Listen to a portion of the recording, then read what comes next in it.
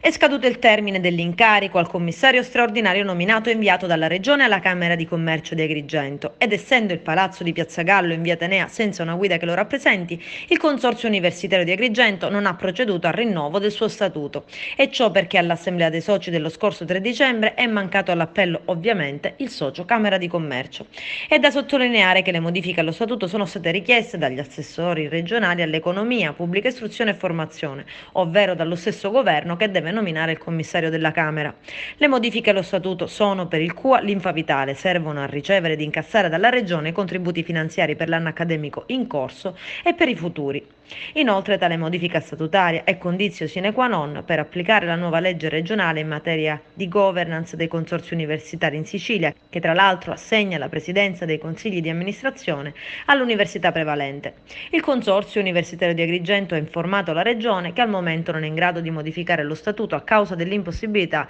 di riunire l'Assemblea dei Soci. Nel frattempo il presidente Piero Busetta, il vicepresidente Giovanni Di Maida, il sindaco di Agrigento Calogero Firetto e l'assessore comunale Massimo Muglia hanno invitato gli assessori regionali Roberto Lagalla, Mimmo Turano e Gaetano Armao la richiesta di nominare un commissario ad acta per consentire lo svolgimento dell'Assemblea dei Soci anche in assenza del socio Camera di Commercio ed approvare quindi le modifiche allo statuto. E poi il sindaco Lillo Firetto ha invitato il presidente del consorzio Pietro Busetta a rinviare le dimissioni almeno fino a quando non scatterà il semaforo verde alla riforma dello statuto del consorzio universitario di Agrigento.